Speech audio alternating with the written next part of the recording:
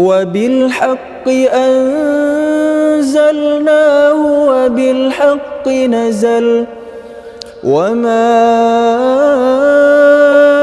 أرسلناك إلا مبشرا ونذيرا وقرآنا فرقناه لتقرأه على الناس على مكث ونزلناه تنزيلا۔ خلاصہ پارہ نمبر 28 قد سمع اللہ قول التی تجادلک فی زوجہا۔ ایک عورت کا جملہ جو اس نے مسجد نبوی میں بیٹھ کر بولا اور ساتویں آسمان پہ اللہ نے اس کا جواب دیا۔ عائشہ صدیقہ فرماتی ہیں کہ میں پاس بیٹھ کر اس کی بات نہیں سمجھ پائی، وہ خسر پسر تو کر رہی تھی پر مجھے سمجھ نہیں آ رہا تھا کیسے السمیع نے آسمانوں پہ سن لیا۔ چونکہ پہلی صورت ایک عورت خلا کی طرف سے منسوب ہے تو اس پورے پارے کی آپ دیکھیں صورتوں کے نام بھی دیکھ لیجیے۔ المجادلہ مؤنث ہے، اس پارے میں صورت مجادلہ آپ کو پوری ملے گی۔ ایک عورت مرد کے ذاتی معاملے کو بنیاد بنا کر اللہ نے پوری صورت نازل کر دی۔ پھر صورت حشر ہے جس میں غزوہ بنو نذیر کا تذکرہ ہے نبی صلی اللہ علیہ وسلم کی زندگی کے، اور اس میں قرآن کا بڑا پیارا خلاصہ ہے۔ پھر صورت ممتحنہ مؤنث ہے، اس میں بھی وہ عورتیں جو ہجرت کر کے آتی تھیں پھر ان سے جو بیعت لی جاتی تھی اس کا تذکرہ۔ پھر صورت صف ہے جو کہ مردوں سے متعلق لگتی ہے لیکن دین کے پورے خوبصورت پیکج کا ایک ذریعہ ہے۔ پھر صورت جمعہ ہے، صورت منافقون ہے، اور پھر اس کے بعد صورت تغابن، اور اس کے بعد پھر صورت طلاق اور صورت تحریم۔ گھریلو معاملات ہیں، آپ دیکھ رہے ہیں عورت مرد عورت مرد، یعنی اس پورے پارے میں دین اور گھر کو ساتھ ساتھ لے کر چلنے کا نقطہ ہے۔ آئیے اس کے مین نقطہ دیکھیے، اہم نکات۔ اللہ اور اس کے رسول پر ایمان لانا ہے، اللہ اور اس کے رسول کی اطاعت کرنی ہے، اللہ تعالیٰ اور آخرت کے دن پر ایمان رکھنا ہے۔ اللہ نے گواہی دی ہے کہ منافق قطعی جھوٹے ہیں۔ اللہ کی آیات پہ غور و فکر کرنا ہے، صفات پہ غور و فکر کرنا ہے، اس کی طرف رجوع کرنا ہے، اللہ اور اس کے رسول کی اطاعت کرنا ہے، اللہ سے ڈر کر رہنا ہے، دین کو غالب کرنے کی کوشش کرنی ہے، اللہ تعالیٰ سے تجارت کرنی ہے، اللہ کی کتاب اور حکمت کی تعلیم دینی ہے، اللہ کے ذکر یعنی نماز کی طرف دوڑنا ہے، ایمان لانا ہے، نیک لوگوں میں شامل ہونا ہے، گھر والوں کو آگ سے بچانا ہے، اور جنت کے گھر کا سوال کرنا ہے۔ آئیے عمل کی باتیں ترتیب کے ساتھ دیکھتے ہیں۔ سب سے پہلے صورت مجادلہ، شکوے صرف اللہ سے کیجیے، شکایتیں صرف اللہ سے لگائیے، صرف وہی ہے جو کہ سن کر آپ کے لیے راستے بھی کھولنے والا ہے۔ آیت 3 میں مردوں کے لیے ایک عمل ہے کہ زبان پہ قابو رکھیے، کوئی ایسا جملہ نہ بول دیجیے اپنی بیوی کو کہ بعد میں پھر اس کے لیے لمبی سزا بھگتنی پڑے۔ مستقل 2 مہینے کے روزے، ایک چھٹ گیا پھر پہلے پہ آگے، تو زبان پہ قابو پانا ضروری ہے گھروں کو بچانے کے لیے۔ اس بات کا یقین رکھنا ہے کہ ہم جہاں 2 ہیں وہاں تیسرا اللہ، اور 4 5 6 ہیں تو اگلا اللہ ہے۔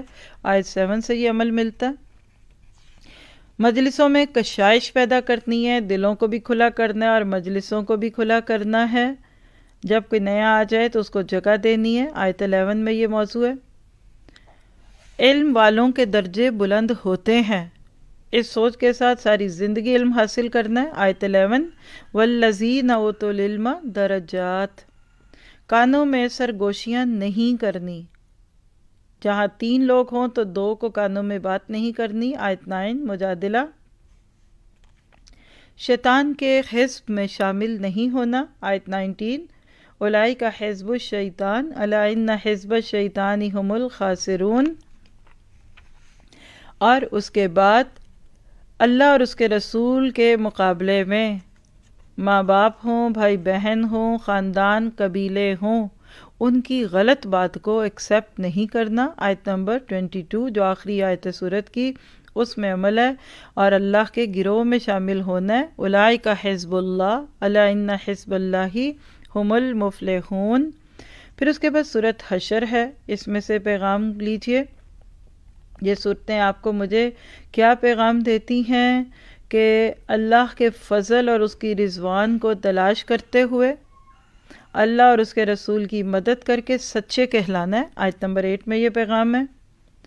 آیت 9 ہمیں بتاتی ہے کہ دین کی طرف آنے والوں کو ویلکم کہنا ہے اور اپنے دلوں میں ذرا تنگی نہیں رکھنی، اپنی ضروریات کو کٹ ڈاؤن کر کے دین کو فائدہ دینا ہے۔ پاؤں پسار لیجئے، 2 کنال کا گھر بھی آپ کے لیے چھوٹا پڑے گا جب آپ وہاں ٹرک فرنیچر لے آئیں گے، اور 2 کمروں کا گھر بھی آپ کے لیے بڑا ہے اگر آپ نے خواہشوں پہ پاؤں رکھا ہوگا تو تعیشات سے اوپر اٹھ کر زندگی کو مختصر انداز میں گزاریے تاکہ آپ کے وقت بہت ہو اللہ کے لیے اور اپنی آخرت کے لیے۔ اور آیت نمبر 10 میں اس میں دعا بھی ہے جو ہم انشاءاللہ دعاؤں میں دیکھتے ہیں۔ اور اگلی بات اس میں کیا ہے کہ اس قرآن کو اپنے دل پہ لینا ہے تاکہ دل پگھلے۔ آخری رکوع میں لو انزلنا ھذا القرآن علی جبل لرأیتہ خاشعا متصدعا من خشیۃ اللہ۔ یہ قرآن پہاڑ پہ جاتا تو وہ کانپتا، تو اپنے دل کا جائزہ لینا ہے، کیا میں اس قرآن کو پڑھ کر کانپتی ہوں؟ کیا میرے دل پر اس کی آیتوں کا اثر ہوتا ہے؟ اور سورت کے آخر میں جو اللہ تعالیٰ کے صفاتی اور ذاتی نام ہیں، ایک ایک نام کو ہم نے تفصیل سے سن کر غور و فکر کرنا ہے تاکہ الاسماء الحسنی کو سن کر ہم بھی اللہ تعالیٰ کی صفات کو اپنے اندر لا سکیں۔ آگے سورت ممتحنہ ہے جس میں اللہ سبحانہ تعالیٰ نے خواتین سے متعلق کچھ باتیں کی ہیں، جس میں اور نیک عورتوں کی خوبیوں کی بھی بات ہے، اور اسی طرح سے غیروں سے تعلقات کی حدیں بھی مقرر کر دی گئیں۔ آیت نمبر 4 میں حضرت ابراہیم کا اسوہ بھی بیان کر دیا کہ پوری برادری ایک طرف، اور جملہ کیا بولتے ہیں، اِنَّا بُرَاءٌ مِّنكُمْ وَمِمَّا تَعْبُدُونَ مِن دُونِ اللَّهِ كَفَرْنَا بِكُمْ وَبَدَا بَيْنَنَا وَبَيْنَكُمُ الْعَدَاوَةُ وَالْبَغْضَاءُ۔ یہ ادائیں تھی ابراہیم کی جس پہ اللہ مدد دیتا تھا۔ ہم ایسے وقتوں پہ کہتے ہیں چپ کر جاؤ، گھر بچا لو، یہ کر لو، موقع گزر جائے، کوئی فائدہ نہیں ہوگا، دل میں خوشی اس میں نہیں آئے گی۔ پھر اس کے بعد اللہ کے نبی کو اسوہ حسنہ بنانا ہے، آیت نمبر 6 میں یہ پیغام ہے۔ اور اسی طرح سے جو اس میں بہت ہی پیاری بات خواتین کے لیے آیت 12 میں جو بیت کے الفاظ ہوا کرتے تھے، شرک نہیں کرنا، چوری نہیں کرنی، زنا نہیں کرنا، ایبارشن یعنی قتل اولاد نہیں ہے، کسی پہ الزام نہیں رکھنا ہاتھوں سے، زبان سے، اور اسی طرح سے کسی بھی معروف میں نافرمانی نہیں کرنی۔ اللہ ہم سب کو اس پہ عمل کی توفیق دے۔ اور اس کے بعد ہے سورۃ صف۔ مسلمان بنیانم مرصوص بن کے جئیں، سیسا پلائی دیوار بن کے جئیں، انصار اللہ بنے، یعنی پوری سورۃ صف میں تنظیم، اتحاد اور اتفاق کا سبق ہے۔ بے قاعدگیوں کو چھوڑ کر قاعدے مند بن جائیے، اور آپس کے فتنے اور جو راس بیچ کی رکاوٹیں ہیں، سوراخ ہیں، ان کو دور کرنا ہے۔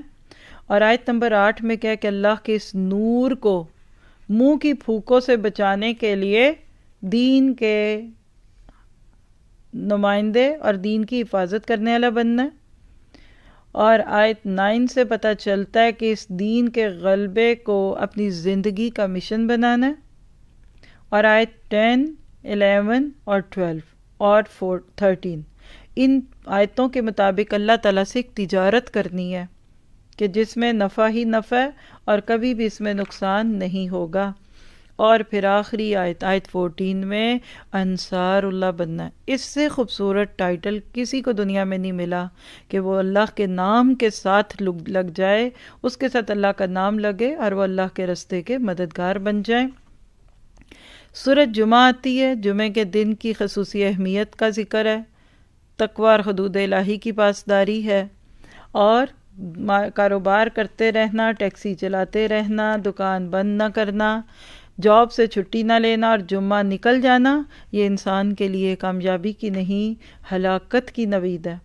اللہ کے نبی کو تنہا نہیں چھوڑنا، اور تجارت کو اللہ کے ساتھ جوڑ کر واللہ خیر الرازقین پہ عمل کرنا ہے۔ اور اس کے بعد سورۃ منافقون ہے جس کو پڑھنے سے پہلے دل کو مضبوط کرنے والی کوئی چیز کھانے کی ضرورت ہے۔ سوکھی لکڑیوں کی طرح چمکتے پھدکتے ظاہری کام کرنے والے لوگ، لیکن اندر کھاتے دلوں میں وہ چیز نہیں ہے۔ تو سورۃ منافقون کا تو بس ایک ہی عمل لکھ لیجئے، دعا کر کے اور کوشش کر کے دلوں کے نفاق ختم کرانے ہیں کہ اللہم انی اسألو کا کیا کہ اللہ مطہر قلبی من النفاق، کہ اللہ میرے دل کو نفاق سے پاک کر دے۔ اور اس صورت کی آخری آیتوں میں عمل کیا ہے؟ بستر مرگ پہ جا کر ان حسرتوں سے بچنے سے پہلے اپنے آپ کو اور اپنی چیزوں کو اللہ کے راستے میں پیش کر دینا ہے، کیونکہ وہاں وہ کیا کہے گا بندہ؟ کاش تھوڑی سی مہلت دے دے کیا تاکہ میں کچھ کر لوں، رب لولا اخرتنی الی اجل قریب۔ اللہ نہ کرے کہ ایسی حسرت ہو کہ وہاں جواب مل جائے کہ اللہ مہلت نہیں دیتا، وَلَن يُؤَخِّرَ اللَّهُ نَفْسًا إِذَا جَاءَ أَجَلُهَا۔ تو اس صورت میں آپ کو یہ سب مل گیا، خود کو بھی اور گھر والوں کو بھی جہنم سے بچانا ہے، ہماری ذمہ داریاں ہیں۔ اور پھر سورۃ تغابن تو بس قیامت کے دن کے غبن کی باتیں ہیں، غبن کا کیس ہے، ہماری نیکیاں ہماری اولادیں کھا جائیں، ہم اپنے ماں باپ کی نیکیاں کھا جائیں، ہماری ساری نیکیاں ہاتھ میں پڑی رہ جائیں، کوئی ایک گناہ ہمارا آگے آ جائے، ہمارے دل کا کینہ بغض کوئی ایسا آ جائے، ان سب سے بچتے ہوئے اس صورت کے اندر سے اپنے لیے عمل کا یہ نقطہ لینا ہے کہ ہم نے اپنے آپ کو چاروں طرف سے چھان پھٹک کے اپنے شوہروں، بیویوں اور اولادوں کے ساتھ وہ معاملہ کرنا ہے جس کا ذکر آیت 14 میں ہے، وَإِن تَعْفُوا وَتَصْفَحُوا وَتَغْفِرُوا فَإِنَّ اللَّهَ غَفُورٌ رَحِيمٌ إِنَّمَا أَمْوَالُكُمْ وَأَوْلَادُكُمْ فِتْنَةٌ۔ تو اللہ ہمیں ان کی صحیح تربیت کی اور اس سے معاملات کی توفیق عطا فرمائے۔ پھر آگے سورۃ طلاق ہے، اس کے اندر سے عمل کی باتوں میں پہلی بات تو یہ ہے تقوی۔ آپ دیکھیے اتنی ڈیٹیل سے ادھر بات کی ہے اللہ نے آیت نمبر 3 سے، وَيَرْزُقْهُ مِنْ حَيْثُ لَا يَحْتَسِبُ وَمَنْ يَتَوَكَّلْ عَلَى اللَّهِ فَهُوَ حَسْبُهُ، یعنی توکل کریں گے تو رزق بھی ملے گا اور اللہ کافی بھی ہو جائے گا۔ اور اسی طرح سے اس میں سے جو عمل کی بات ہے ہمارے لیے وہ کیا ہے کہ ہم نے اللہ کے رسول پر اتری ہوئی ان روشن آیات کو اپنے گھروں میں لانا ہے تاکہ خاندان، گھر اور معاشرے کے اندھیرے دور ہوں، آیت نمبر 11۔ اور آخری صورت ہے تحریم اس بارے کی، اللہ کے نبی کی ذاتی زندگی کا ایک معاملہ، اللہ کے نبی صلی اللہ علیہ وسلم کی ذاتی زندگی کا ایک ایسا معاملہ ہمارے سامنے ہے کہ جس میں اللہ نے ایک پیغام دیا کہ حلال کو حرام کرنے کا حق نبی صلی اللہ علیہ وسلم کے پاس بھی نہیں ہے۔ آپ میں عام کوئی انسان دنیا میں بڑے سے بڑا کوئی نیک مفتی، شیخ، مفتی اعظم بھی ہو، اس کے پاس بھی اس کا اختیار نہیں۔ اور قوا انفسکم واہلیکم نارا اس آیت سے ہمیں ملتا ہے۔ اور آخر میں پھر 4 خواتین کی مثال میں سے آپ کے میرے لیے عمل ہے کہ ہم نے حضرت لوط اور حضرت نوح کی بیویوں کی طرح نہیں بننا، بلکہ شادی شدہ خواتین ہیں تو امرات فرعون حضرت آسیہ، اور اگر انمیرڈ بچی ہیں تو ومریم ابنۃ عمران التی احصنت فرجہا، تو حضرت مریم کو رول ماڈل بنانا ہے۔ اللہ تعالی ہمیں عمل کی توفیق عطا فرمائے۔ اس پارے کی دعا بڑی پیاری ہے، اگر آپ کے بھی دلوں میں کسی کے لیے بغض یا کینہ ہے تو یہ دعا یاد کر لیجئے۔ سورۃ حشر آیت 10، ربنا اغفر لنا ولاخواننا الذین سبقونا بالایمان ولا تجعل فی قلوبنا غلا للذین آمنوا ربنا انک رؤوف رحیم۔ دعا کیجئے کسی ایسے انسان کا تصور کر کے جو آپ کو ایک آنکھ نہیں بھاتا اور جس کے ساتھ آپ کا دل ذرا بھی نہیں لگتا اور آپ سوچتے ہیں کہ میں اس کے ساتھ نہیں رہ سکتی، اور اسی طرح رہ جاتا کسی بھی انسان کے ساتھ بیر، کچھ لوگوں کو عادت ہی ہوتی ہے کوئی ان کو اچھا نہیں لگتا، کوئی ان کو اچھا نہیں لگتا، تو اللہ تعالی ہمیں ان میں نہ کرے۔